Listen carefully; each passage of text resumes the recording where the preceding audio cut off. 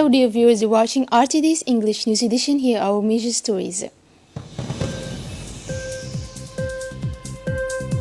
A ministerial delegation tour in the south of the country.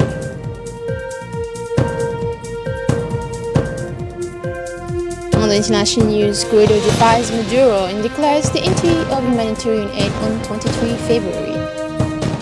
Thank you for joining us as part of the Education for All policy advocated by the head of state, His Excellency Ismail Margele. Minister of Education and Training, Mustafa Mohammed Mahmoud, began this Wednesday, February 13, in the region of Ali Sabih, a prospecting tour that will lead in all areas of the interior. At the head of a large delegation from his department and accompanied by his colleagues Hassan Idris Samirre, Minister of Labor, and Mr. Mahamadou Mohamed Aramis, Minister Delegate for Decentralization, the Prefect of the region, the President of the Regional Council, and the Deputy Minister went successively to the localities of Danan, Obalay, and Galilei. At each of these stages of its tour, the delegation met with the local population who informed them of their grievances. The minister, who undertook to proceed with the creation of school structures in the three localities concerned, also promised that other prospecting missions will take place in the Ali Sabih region to identify other sites or the needs in terms of schooling will be felt. On the sidelines of its tour, the ministerial delegation attended the ceremony celebrating the 40th anniversary of the institution, which opened in 1978 at the Ali Sabih Middle School. In an interview, the Minister of Decentralization said that the objective was to meet the nomadic and semi-nomadic population for their priority, their needs, and in relation to the schooling of their children. The people of this locality have shown us, he said, their commitment and their willingness to educate their children through this policy, which is the priority of the President of the Republic of Djibouti, to seek and educate everyone. A reflection that has engaged and first of all see how to bring a set of infrastructure to this population, concluded the Minister Delegate to the Decentralization. During a speech delivered on this occasion, the Minister of Education paid tribute to the various heads of school who succeeded in each other under the Presidents Al-Hajj Hassan Goulet Abtidon and Ismail Margele, who for having considerably worked for the development of our educational system. The Minister of Agriculture and the Commissioner for Planning, respectively, Mohammed Ahmed Awali and Marra Ali Said, received successively a delegation from Somaliland composed of the Ministers of Defense, Mr. Nisa Ahmed, and the Minister of Planning, Mr. Awali Ibrahim Shirwe. Meetings were held alternately, first in the Minister's office and then in the Commissioner's office. The discussions focused on the state of the Djibouti-Somaliland bilateral relations and the ways and means that are likely to consolidate and strengthen them further. The two countries share a common border, a common language, and family ties that exist between their two populations. The Somaliland delegation thanked the Djiboutian authorities for their unreserved welcome and hospitality.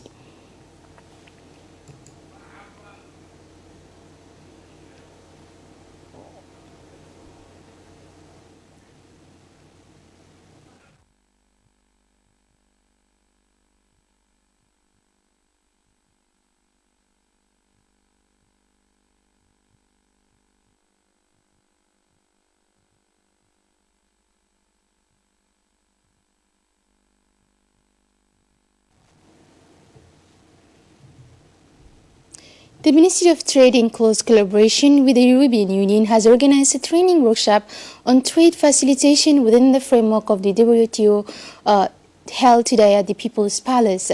This workshop was attended by the Minister Delegate to the Ministry of Economy and Finance in charge of trade, Mr. Hassan Hamad Ibrahim, representing the structures, services and private sector who also took part in this workshop.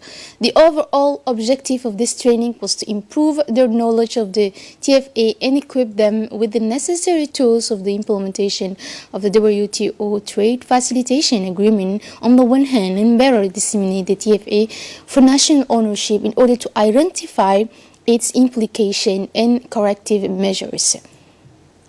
As for the Minister Delegate to the Minister of Economy and Finance in charge of trade, Mr. Hassan Hamad Ibrahim, has in his intervention during this workshop talked about the importance of competitiveness and opportunities to do business in Djibouti. The Community Development Center of Neighborhood 4 hosted yesterday afternoon the ceremony of launching the storytelling workshops in the presence of the Secretary of State for Youth and Sports, Mr. Hassan Mohamed Kamil, Vice President of UNFD, Mrs. Hasna Mohamed Bilil, and Community Center Director, Mr. Ruqia Hassan Sheikh, and the various officials and collaborators of the two institutions. The ceremony, which took place a few days after the UNFD consultation meeting, saw the presence of the community center, council, and women leaders from different neighborhoods, UNFD storytellers, and young people. The Storytelling Caravan is a project initiated in April 2017 by the State Secretariat for Youth and Sports and has the tradition of crisscrossing the community development centers. The Secretary of State therefore wanted to associate the UNFD with this large-scale project since it symbolizes mother in all its glory as well as her fight for the protection of her children, namely young people. In her speech, the Vice President of UNFD held this wonderful initiative of the State Secretary for Youth and Sports and reaffirmed its support for its achievement and success. She then highlighted the importance of this project, which aims to forge the mastery of mother language, the preservation and perpetuation of intangible cultural heritage that has always served as a means of inculcating ancestral values to young people. And as for the Secretary of State, he thanked the UNFD for the collaboration in this important project and recalled the origin of this project that came from a grievance formulated by mothers concerned with the preservation of traditions. He congratulated the success of this first meeting, which according to him reached his goal and responded to the wishes of the mothers. He then wished that all our traditions be transcribed in books in order to avoid their disappearances. He encouraged mothers to continue the tradition of storytelling in order to reach out to young people as much as possible and drawing on ancestral, socio-cultural, and connective resources. The necessary as well as for a better integration of youth, but also to train a generation of young people, young storytellers. The Rwandan Minister of Gender and Family continues her working visit to Djibouti. She went to the National Disability Agency with her close associates. She was accompanied by the Minister of Women and Family, Mumina Ahmed Hassan, and was greeted by the director of this agency, Mr. Douala Said Mahmoud. During the audience, the director of this agency explained to his host the missions and roles of his department. The mission of this agency is to promote the participation, integration, and equal opportunities of persons with disabilities in all areas of social life. Later, the delegation led the Rwandan Minister of Gender and Family went to the School of Excellence. She was welcomed by the managers of this institution. The minister was given a guided tour of the school's specialized rooms, namely computer rooms, laboratories, multimedia rooms, and smart classes. The Rwandan minister warmly thanked for the guided tour of this exceptional institution.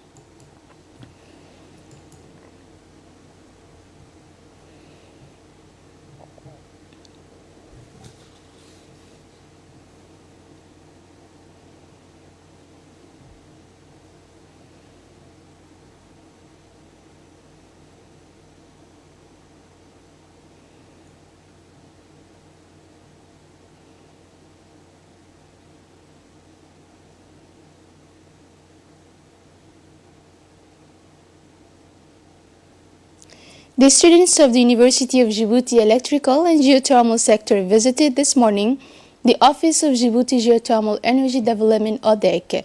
This is the first time that the university students visit this office. When they arrived, they were warmly welcomed by the officials of this office. The leaders explained to the students the smooth running and the mission carried out of each department of this agency in the conference room.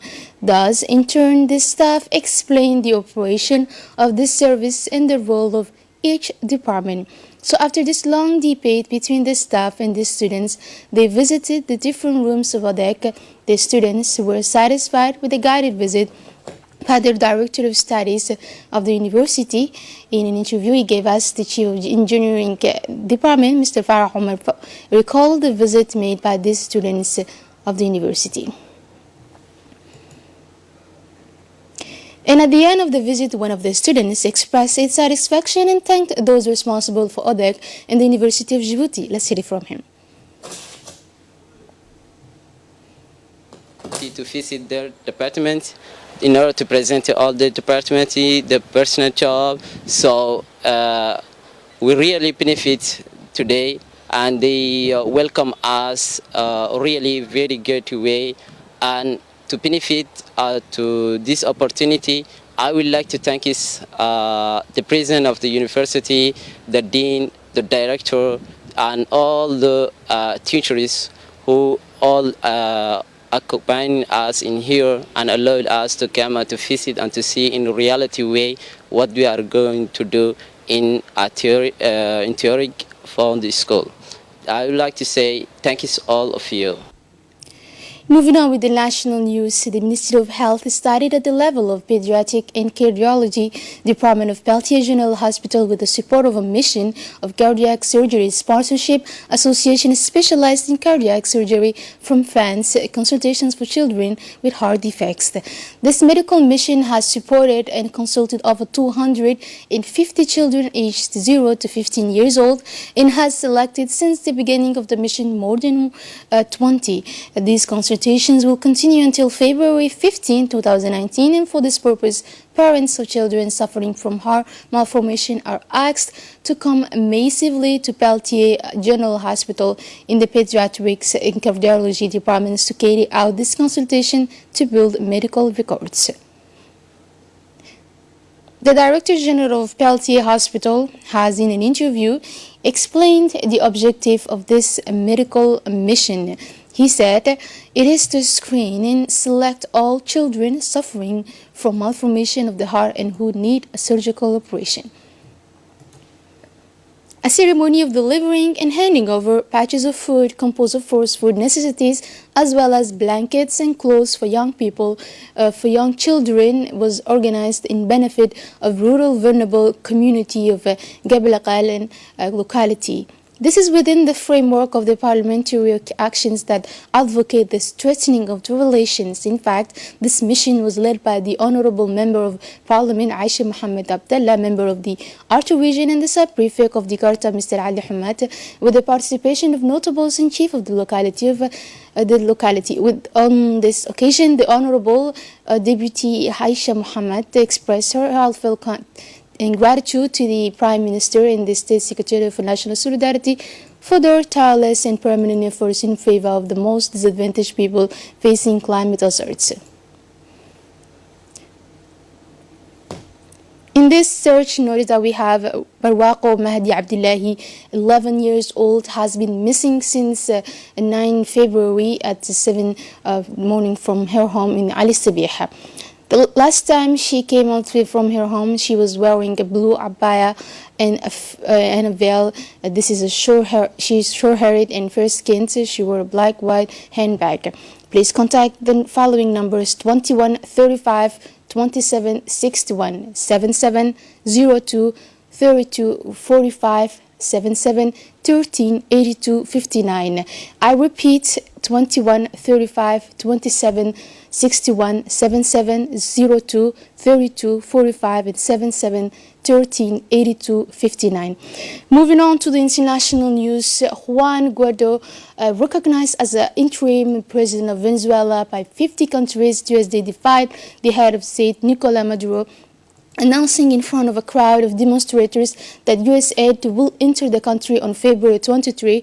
Juan maintains the pressure. The Venezuelan opposition leader, recognized as interim president by some 50 countries, announced Thursday that American humanitarian aid will enter the country on February 23, despite the strong opposition of the head of state, Nicolas Maduro.